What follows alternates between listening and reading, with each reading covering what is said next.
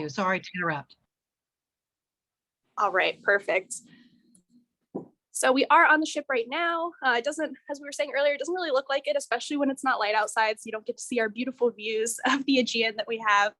But this is what our ship looks like from the outside when we're docked. It's a pretty large ship, obviously not as large as maybe a cruise ship or something like that, but it's about 470 feet long, and then it's about 70 feet wide. And this big tower that we have on here is our drilling derrick. So that's what we're using to hold a bunch of steel pipes that we send down to the ocean floor to collect our core samples. So those are the samples of sediments and muds and rocks that geologists, including Sarah, are going to be looking at for evidence of volcanic eruptions that happened previously. A couple other interesting layout points is that pretty much all of the space where people live and do their scientific work is on the front half of the boat. So we have all of our cabins and accommodations here at the very front. Our lab space is right about here. There's actually an opening in the bottom of the boat where we're sending those drill pipes down to the ocean floor. That's called the moon pool. And then this whole back half of the boat is where we store all of the pipes that we use. And this flat spot at the very back is our helipad. So we're able to have helicopters land should we ever have some sort of medical emergency or some situation where people needed to leave the boat rapidly. I don't think that's gotten very much use over the years, but it's there just in case we need it. And our ship is a little bit older, actually. It was built in 1978, and then it was converted for science in 1984.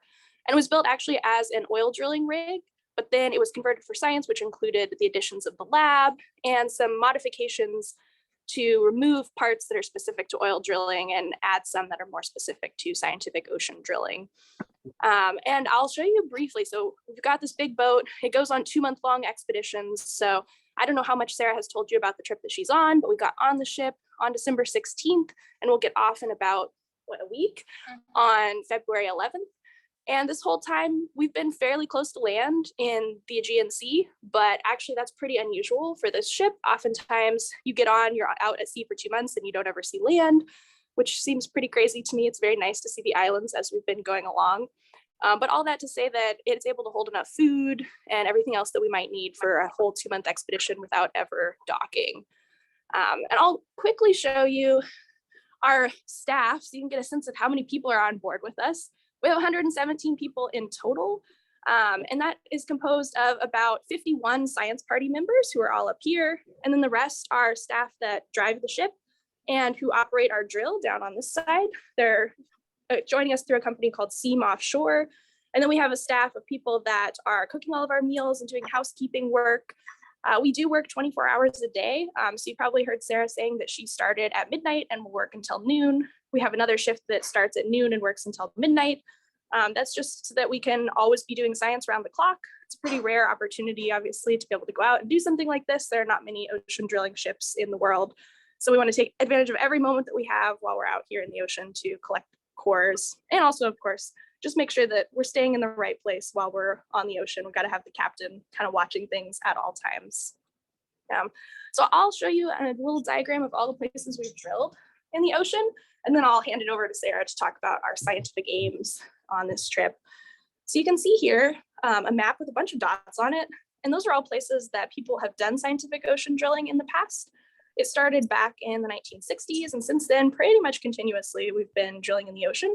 The program has had a couple different names over the years that are all down here: the Deep Sea Drilling Project, the Ocean Drilling Program. Right now, we're called the International Ocean Discovery Program. Some of that has to do with funding changes and restructurings, but pretty much the aims have been the same, more or less. And you can see all of these little dots of places that we've drilled. So for our particular expedition, we've told you that we're in the Aegean, but we started in Tarragona. It took us about 5 days to sail across the Mediterranean to the islands around Santorini, which is where we've been at. And while we're there, we're studying an underwater volcano system of arc volcanoes that Sarah is going to tell us a little bit about. Yeah. So we have this nice map over here, and I'll hand it over to Sarah. So we are off the coast of Greece here. This is Santorini Island. Right now, our ship is located in the center of this caldera. So these islands are all volcanic. And so they're formed from different sort of volcanic processes throughout the years. And I know all of us from Oregon are used to sometimes seeing or hearing a little bit about volcanoes, and the same processes that form the volcanoes in Oregon along the Cascade Arc actually formed similar volcanoes in the Aegean Sea here. The difference being that we're underwater. So we have a subduction zone, where you have the kind of one plate and then another plate getting sucked underneath. And as that happens, we form a lineament of volcanoes. And there's a whole lot of other complicated things that go into it. We have extension of the crust where it's starting to get kind of ripped apart. And ultimately what happens is that we then create these chains of volcanic eruptions that occur. And we have volcanic eruptions on different scales. So, you know, when we have smaller volcanoes, typically smaller eruptions. And here at Santorini, the whole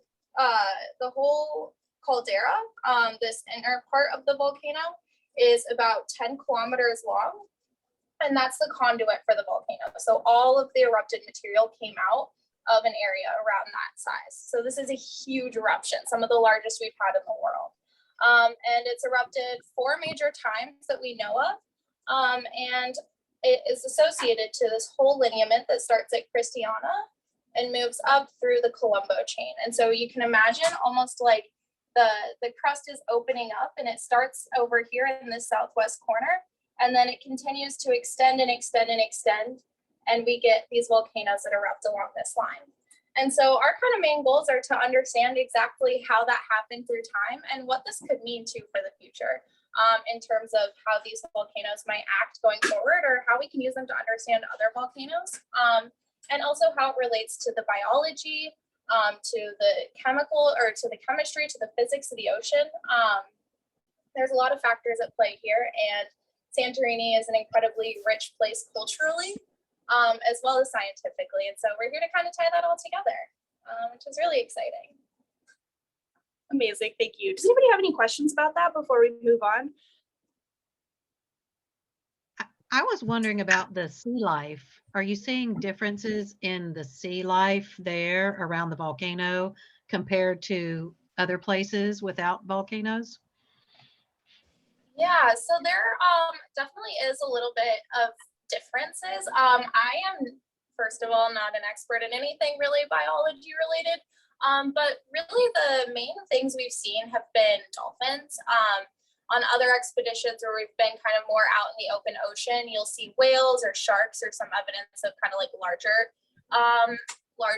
mammals. And here we haven't really seen any. That's not to say that they're not here, but we are in more shallow waters. And then also a lot of the the different animals and the different species that live directly on volcanoes are very unique to living on volcanoes. So we haven't seen them on our expedition, but there are special snails that are specialized to live around volcanoes, and they actually use the iron from the volcanic eruptions themselves to form their shells. And there's also different organisms that are really suitable towards living in really high temperatures or really anoxic environments that we'll typically see near volcanoes. And for most of our drilling sites, we've been kind of looking onto the sort of edges and digging through and drilling through different basins. So we're trying to see kind of the full stratigraphy instead of going directly near the volcano itself. And so it's been a little bit less kind of direct observation of those sorts of things, but there is a unique set of animals here. So are they actually venting underwater, or are they silent, not doing anything, the volcanoes? The volcanoes currently are, there is some hydrothermal activity, and that's to be expected around any sort of volcano of this size. That being said, they are nothing out of the ordinary is going on here. And so and our areas are focusing, we're trying to capture all the bits that you can't really see from land. So a lot of the older volcanics, and those are going to be a little bit further away from the actual main edifice themselves. Okay. Great. I think we can go ahead and move on. If you have any other questions for Sarah, just save those up and we'll have another opportunity to ask her questions in a second. So we're gonna go outside. We'll actually see some of the pieces that are a little bit more boat focused, including our big, heavy waterproof doors that we have to turn to open. And oh, I think we can actually see some of the lights of Santorini.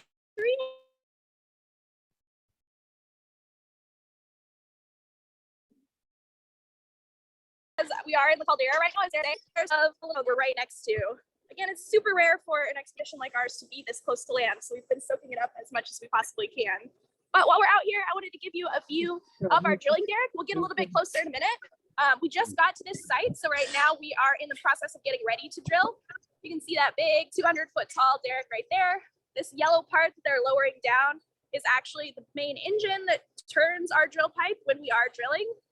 But you can see some of the people there are getting ready, and I think probably getting some drill pipes ready to go. Also, we have our big crane right here. In order to lift enough food on for 117 people for 2 months, we lifted pallets and pallets of food onto the ship at the very beginning of the expedition. You can also see our lifeboats over here. We have 4 of these on board. One thing that struck me as kind of funny when I first got on the ship was that I thought they looked more like submarines than lifeboats, but they are actually designed to be able to roll 360 degrees in really heavy water. So that's why they're enclosed on top. But when you're driving them, people sit and stick their heads out of this little bubble, which looks very, very funny. But I'm obviously very glad we have them. We do 4 lifeboats. Each of them can carry 70 people, and they have enough food and water in them for a couple days of survival. So we are very safe should we need to leave the boat for any reason. And we're going to head towards the front of the boat to see the bridge. We might have to turn some lights on because sometimes the captain isn't quite ready to have the lights turned on just yet. But we can also see the front of the ship. Over here, you get a nice little view of our windsock. We have a couple picnic tables where people like to take in the sunrises and sunsets. And on Sundays, we do have barbecues sometimes too, which is a great time. All right, we'll see whether we can see anything in here. There's a reason to go into the bridge, which is related to, good morning. Is it okay if we turn lights on? 1 second.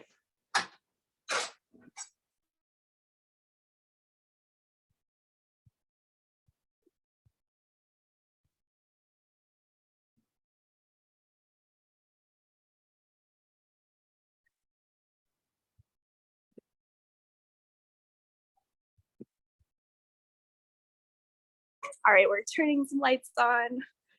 Sorry for the little delay, but you can see nice and calm here early in the morning. So here we are on the bridge. It's a lot like actually driving a plane back and forth in the sense that when we're in motion, a lot of it is automated. So the captain will kind of set our final coordinates and then aim the ship in the right direction. So this little wheel right here is the main way you would change the direction that the boat is going. These are the 2 levers that control our main propellers to help us go forwards and back. So essentially we'll line the ship up in the direction we want to go, set the GPS coordinates, and then it takes over and gets us to where we need to be. But one point that I wanted to mention, and the reason that we came to the bridge, is that because we're a drilling ship and we need to stay perfectly in place in one spot while we're sending that drill pipe to the ocean floor, we have a bunch of extra engines with propellers that help us to keep perfectly in place. It's called our dynamic positioning system. And it's actually run with a second set of computers that are back here.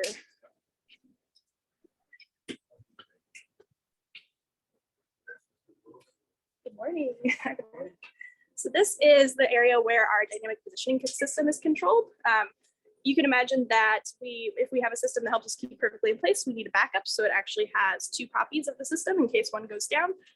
We're able to use a series of 12 extra engines that are all around the ship to keep us perfectly in place.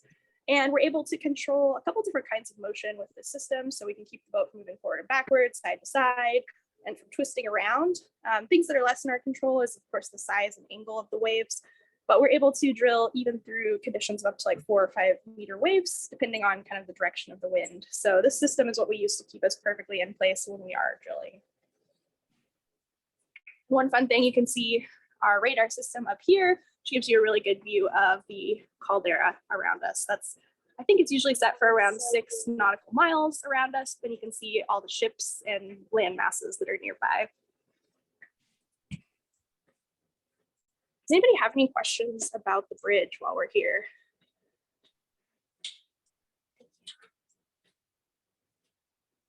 If not, we'll move back inside so we can head back to the drill floor and get a little bit more details about that.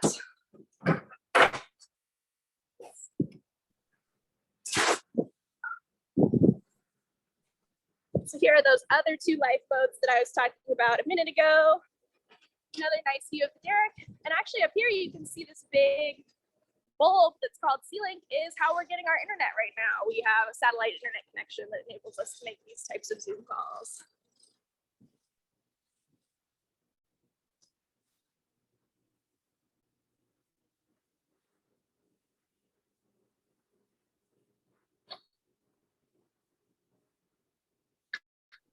So this level of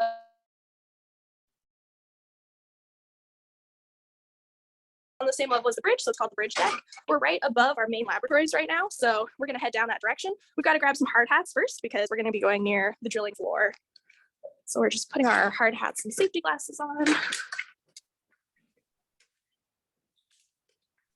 then we're heading towards the back of the ship, and I'll stop real quick so we can go through a couple more details of how we're drilling before we head outside.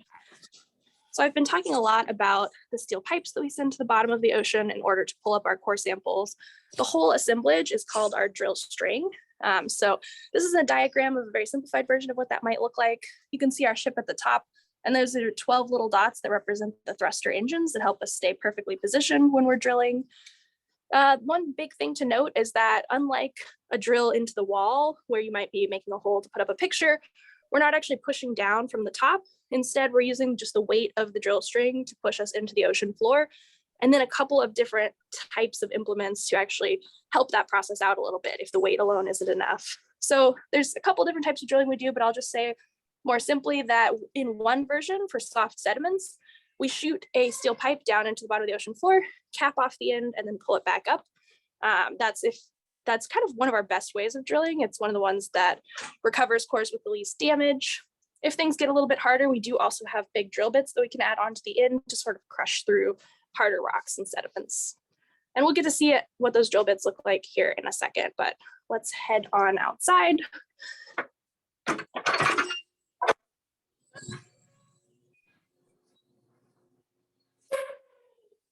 So this is actually our drill floor. You can see all of the people in these red jumpsuits who are the people that work on the drill floor. They're called iron roughnecks. And actually this machine that they're pulling over right now is used to twist different sections of drilling pipe together. So it's called an iron roughneck. And you can see the machine back here that just is retracting its arms. It's what's used to pull drill pipes from the back part of the ship where they're stored and flip them vertically so they can be added to our drill string. That's one part of our ship that's a little bit unique. Newer drilling ships that the oil industry uses keep all of their drill pipes stacked vertically, which makes things a little bit faster. But ours is an older design that stacks all of its drill pipes horizontally. I pointed out a little bit earlier, wow, they really have it sucked back up there. I pointed out earlier the engine that drives our drill, and you can see it turning right now. This yellow pipe right here is our main drill string, and you can see that it is turning. They're attaching another section onto it. We'll head downstairs so we can see where our core samples go once they come up from the ocean floor.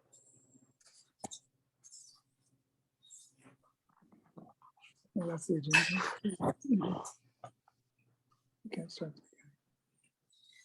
In order to actually collect a sample from the ocean floor, we send a piece of plastic lining down through the center of our drill pipe.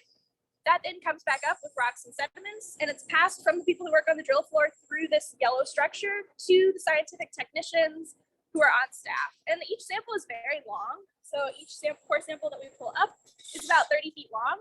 So it is in a plastic liner that looks like this. When it comes up, that'll be full of muds and rocks. And we lay it out along this bench right here that Sarah's pointing to. But a 30-foot long sample is a little bit difficult to work with. So we actually cut it down into shorter 5-foot sections that are about the length of one holder right here to the next.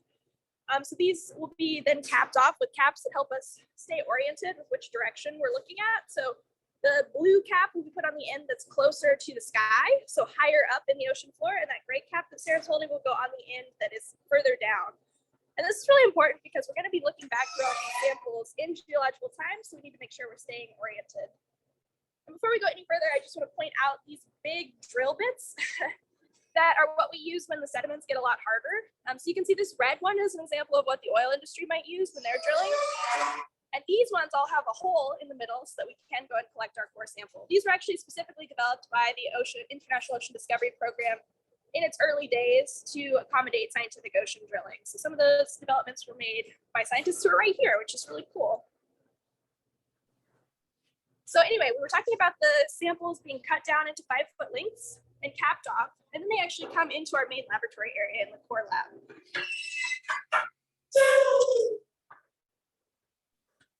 So this is our core laboratory. We don't actually have any samples that have come up recently. If we did, you would see them all hanging out here on this large rack that we have. The very first thing that happens is they'll come in and get labeled. So we have, of course, the colored caps that we were talking about. We also need to label each sample with the place that we drilled it from and some other details so that we can remember exactly which sample it is. And they go into this box right here that's got this yellow front. It has an invisible laser inside of it, and that engraves into the plastic lining all of the details that we need to remember. They'll then sit on this core rack once they've been labeled for a couple hours to come up to room temperature. And then actually that's where Sarah jumps in to start doing some physical properties measurements on the whole core. Yeah, so I'm sailing on this expedition as a physical properties and data measurement specialist, and that's kind of split into 2 different parts. So the first part happens right when the core comes up on deck. We'll run it through this machine over here. And what this machine does is it calculates the amount of natural gamma radiation within the core. So we'll stick it on here and then it will go through the machine. It comes out. We get the data. It goes on this core rack again. And then once it reaches thermal equilibrium, we'll bring it over here. We call this our whole round multi-sensor logging system because we're actually logging it on the whole round itself. To put it into perspective, this is about what our cores look like. And so we'll take our whole rounds and on the wrong side of it, we'll take our whole rounds. I'll bring them over here. We'll place them onto this rack, and then it will go through this whole series of measurements here. And so what this does is it calculates the density, it calculates the P wave velocity, and it calculates the magnetic susceptibility every 2.5 centimeters down the core to create a really high resolution data set of sort of all of the physical properties that can be observed. And these are really important for understanding strength of the material and changes in the material properties themselves through time.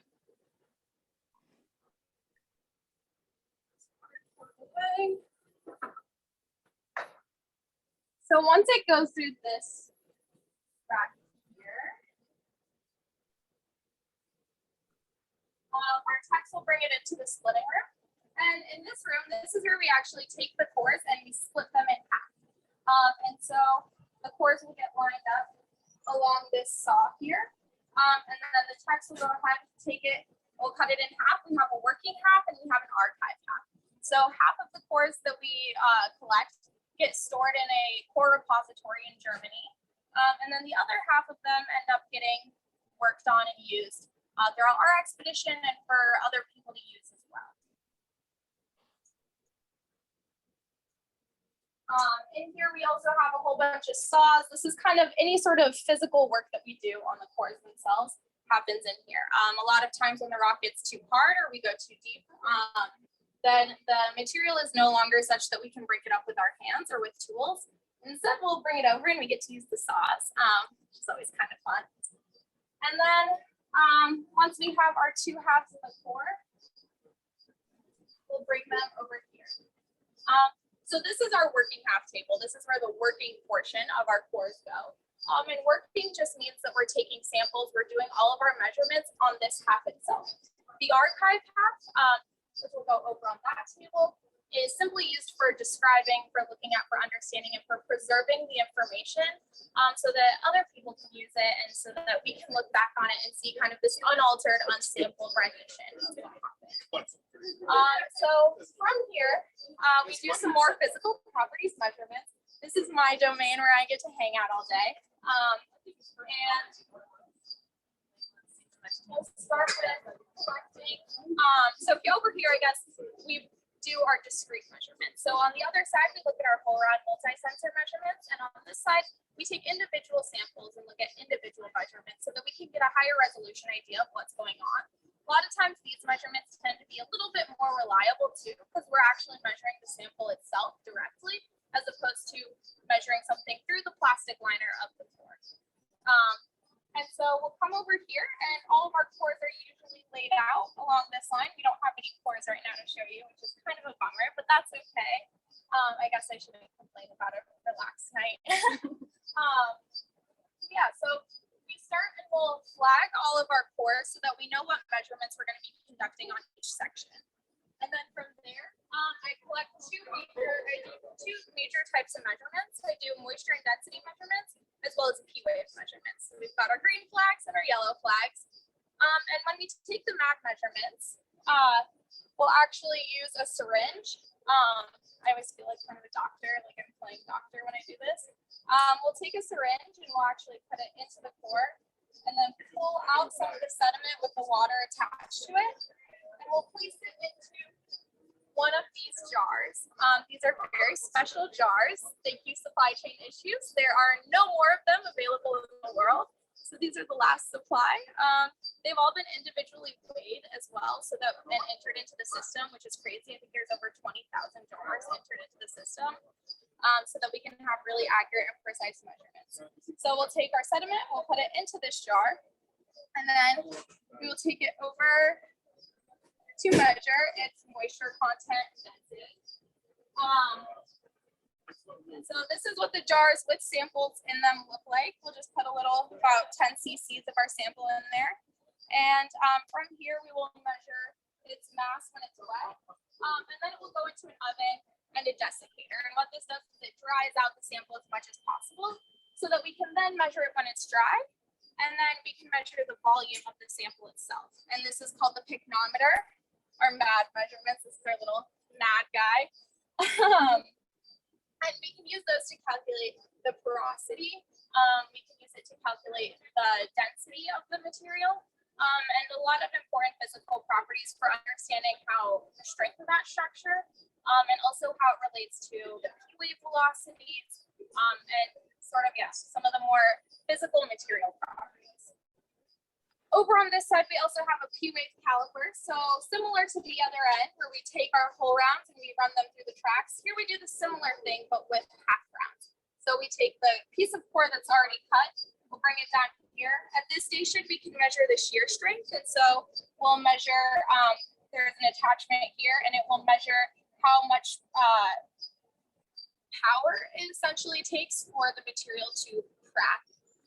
And at that point, we can use it to understand how strong it is. And then we'll measure the P wave velocities here. We have this caliper system that will basically close down around our sample and then send a P wave or send a pulse through it.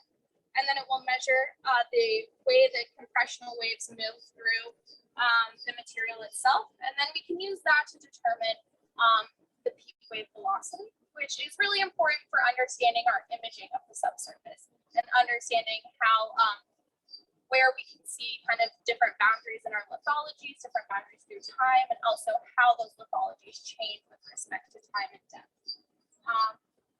Yeah, and then over here, where our core describers hang out, we have some microscopes here on deck. This is Ralph. Say hi, Ralph. We have some microscopes here where we can actually make thin sections, so really thin slices of the rocks that we collect themselves, and we can look at them under here. We also have smear slides. And I don't know, Ralph, if you want to say a little bit. Yeah, okay. Hang on. So these are what we call smear slides. So what we do in our sediment course, we take a little bit of fine material and put it on a glass slide, and then we mix it with a little bit of water to make a slurry. And then we basically put some glue and a cover slip on, and then we can look at the sediments we look at under this microscope. So essentially, we put it under the microscope. Then we obviously we just look at it. I can't show you this at the moment, but this helps us to better characterize the samples, you know, what's in them, the minerals that make up the sediments, and so on. That's what we do routinely. So keep going around. We have a couple other fun instruments over here. Oh, it looks like we have one question real quick, Sarah. Do the P wave velocities in the rock have to be measured on the ship instead of later on? Okay, so there's some interesting bits that go into this. So when we measure them on the ship, we measure them with the resident water within them. And so that is going to ultimately affect the P wave velocity a little bit and slow it down from what we see when it's dry. So to get kind of an in situ calibration of what's going on with the P waves, measuring them on the ship is really helpful. It also helps to give us some sort of resolution with depth. A lot of our chosen drill sites are based on seismic surveys, in which case understanding the P wave velocities is really important. And we use those to calibrate how deep we think we need to go until we reach the basement or the basement equivalent, or whatever identified features we hope we're going to find. And so measuring them on board also helps us to understand our depth scale and helps us kind of gauge where we are at in terms of our drilling expedition itself. But you can still do really cool analyses on land with the P waves. Anything related to the physical material properties itself that doesn't rely on kind of the in situ understanding. Yeah.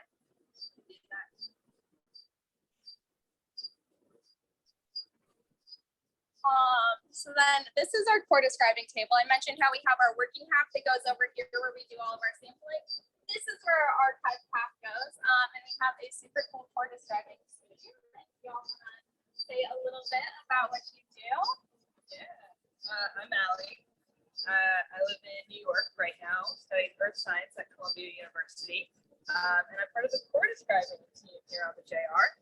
So is Acacia. Hi, I'm Acacia. I'm from Tasmania. And yeah, we're the core describers here. And we got out a bit of a tour to show you. Yeah, so when they split the archive and the working half, like Claire already said, goes over to that table where people can take samples, where the structural geologists and the physical properties people can do discrete measurements. The archive half is here reserved for us to describe in all of its glory, and will eventually end up in a repository where people can, for all of the rest of time, get it out and look at it. Fully preserved. So this is from the site that we were just at. It's a little further up, but we thought it was a very nice course, so we thought we would pull it out and show you all.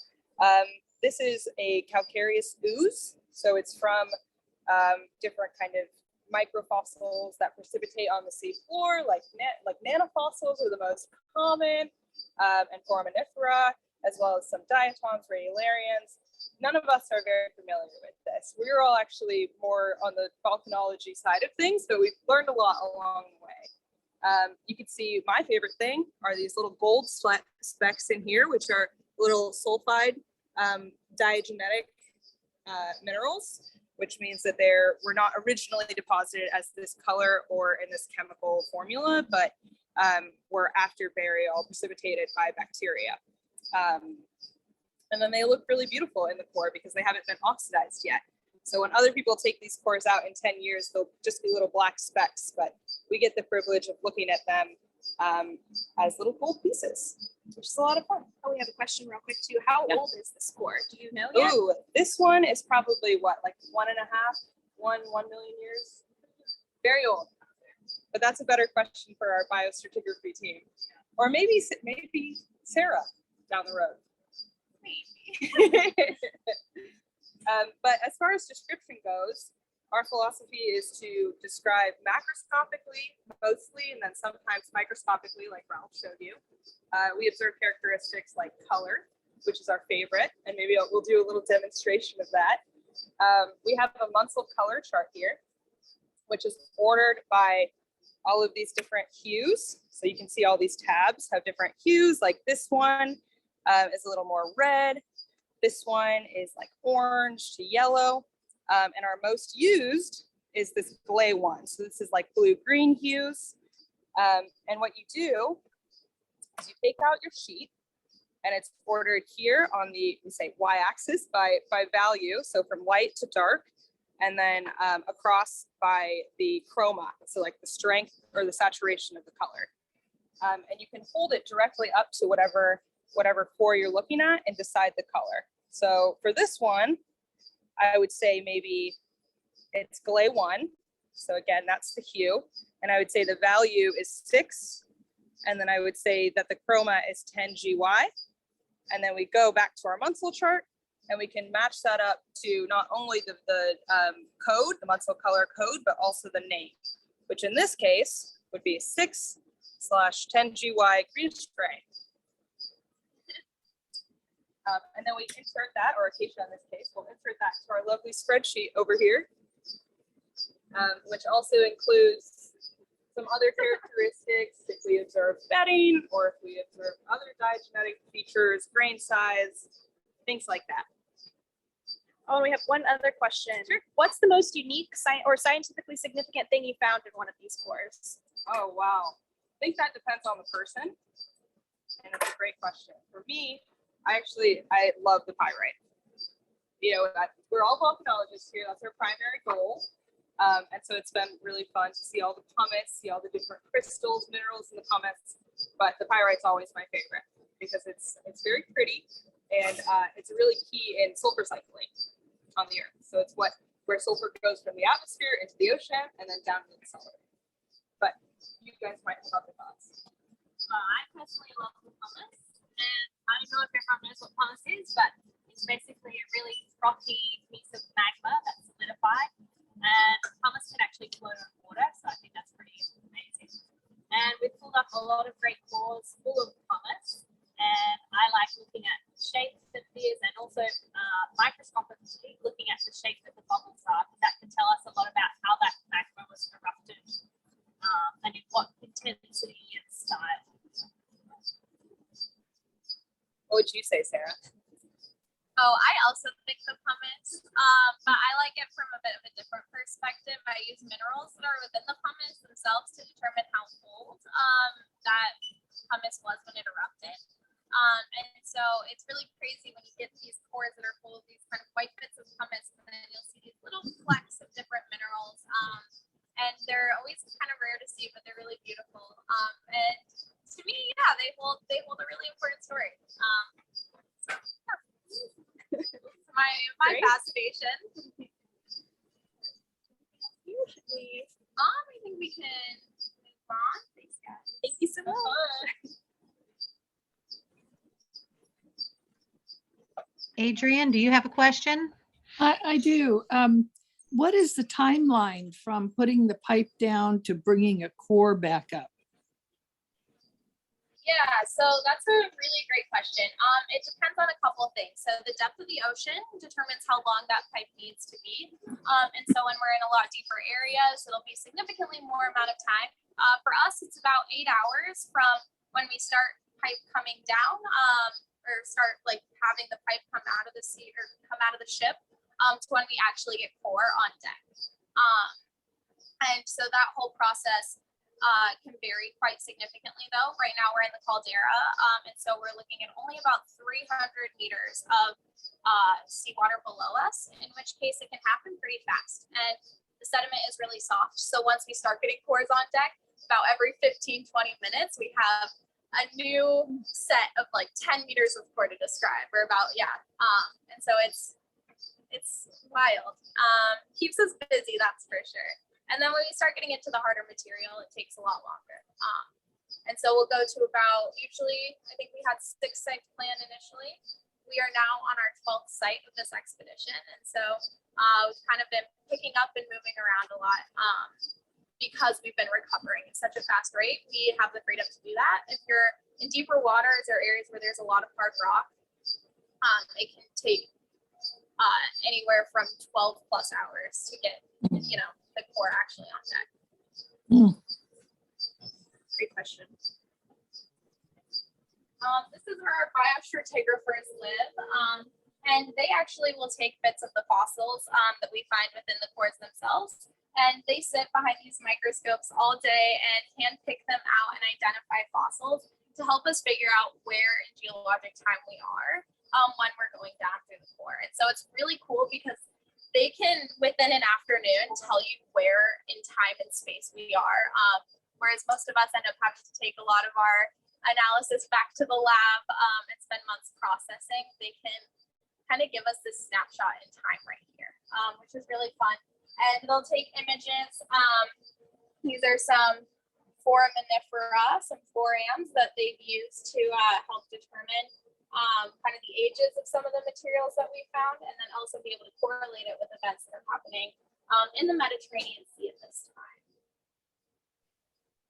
Oh, we have another question. Yeah, How deep can you core, and does the depth correlate with age? that is a good question.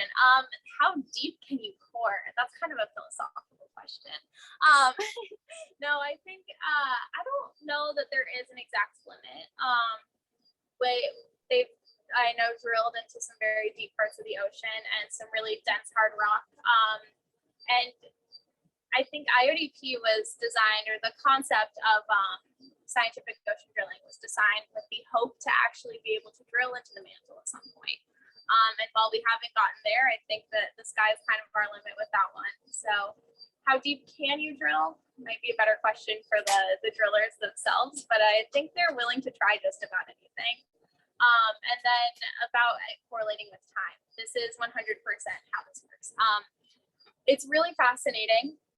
So we kind of think of these sort of depositions happening in lateral sequences as well as kind of on top of one another. But as we go deep in time, we capture this snapshot of all these different processes that are happening around the site that we're looking at. And so, for instance, if we were to look in this basin here, we're not just capturing what happened at this point. We're capturing all the processes that built this area and the sedimentation around it. And so as we start at the top, we are at our most superficial, our youngest material. And as we go down and down and down in depth, we're also going deeper and deeper into time to understand the processes that formed it way before, which is kind of this big puzzle that we're all putting together to tell the story of kind of how the Aegean Sea and the whole CSK volcanic field became what it is now. I think we have one more question. Yes. Let's see. What kinds of critter fossils have you found in the cores? Oh, I wish Adam was here. Yeah, me too. Adam Woodhouse is we got some names here. Yeah, let's see. These are foraminifera. Forams are kind of a key to understanding the biostratigraphic ages, but we have a bunch of different, so each paleontologist that we have on board has their own specialty. So we have people that are focused specifically on nanofossils, people that are focused specifically on forams, and people that are focused specifically on plankton. And so they'll find all sorts of different things, and it's funny, they all get excited over these different random little fossils, and they all have really long names. I don't know too much about biostratigraphy to begin with. I know the coolest ones I think we've gotten were these little, they kind of look like forams, where they look like these little sort of blebs, but they're pink and they have these little tubes on them. And I think their name is something like Pincus floppus or something like that. And I just think that they're really cute. But they're, yeah. I don't know, there's a whole range. Great. Did you have any other stops you wanted to make? All right, so I think this was our last stop on the tour, so we can take any final questions that you might have. We'll head over to this quiet corner of the lab. This is where a lot of the nanofossils and microfossil prep is done. So that's not always in use all of the time. They also have the best view. I wish that it was sunny out so that you could see the caldera. Yeah, but it's a good lab, good view. Oh, let's see. Here, so we have another question. This is, what is the temperature like this winter? Incredible. So It's certainly not Oregon, I can tell you that much. But no, it's been probably mid 50s, 60s, I would say. I'm we Bob, have- mechanics. Call the next one, please. Thank you. Uh-oh. It's never a good sign when they ask for people who are mechanics to come to the rig floor, which you can see back here. Yeah, so it's been about 50, 60 degrees. It's been really sunny, which is nice. And we actually have not had any bad weather days really, which is something I've never encountered before being on a ship for this long. But yeah, it's really nice. Amazing. And then, oh, okay, another question. What is the latest information on volcanism from your coring samples?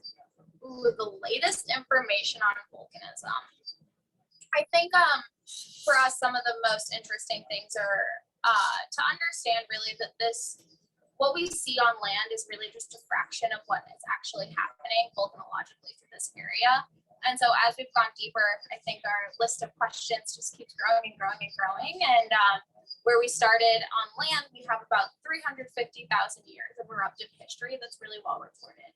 When we go down into the ocean here, we've seen over 1 million years of volcanic history. And so I think kind of the scope and the scale of really the richness that has built this whole volcanic field is one of the wildest things that we found so far. Right. Any other questions for Sarah? I know one of my questions for you is, what is your favorite part of living on the ship? And maybe what is the part you're ready to get back to land? Because I won't say least favorite, but what part are you excited about? My favorite part of the ship, I love having people around all the time. I think that it's so fun. I mean, you wake up and it's really strange having your work life and your personal life be all the same and all of it completely detached from your real life, which is a very unique situation, but it's always really fun to share a meal, every meal that you have. You never, you're always surrounded by people. There's always something to go do, which I know seems silly because we're isolated, but I think it gives you a lot of appreciation for the simplicity of those things. Like, there's always somebody to watch a movie with. There's always somebody to go watch the sunrise on the heli deck with. Yeah, it's really special. Oh yeah, the sunrises, but I think that's also a huge thing. I think a lot of people always question how you make it through a night shift, and the sunrises are easily the most magical part of spending time on a ship. Okay, we have a couple other questions. The first one is, how many expeditions like this are operating each year? So this ship operates 365 days a year. And if you put it into perspective with about 2 months on average for each expedition, then you're looking at about 6 expeditions a year. And it's been in operation for the last 40-ish years, right? Yeah. So it's quite a few. Do you get internet in the hall by the stairs? Oh, we do. Yeah. We can look at we we can show you the diagram. So diagrams. What am I saying? Logos. Yeah. Each expedition makes these logos that go on our t-shirt, and we have a history of the logos being put on these walls through every expedition that's happened on the JR. And so you can kind of walk through just how many expeditions have happened on the ship itself. Starting with our most recent ones, our edition is going to go right into that corner there. We just voted on it the other day, but it starts here and then goes all the way around and through the stairs.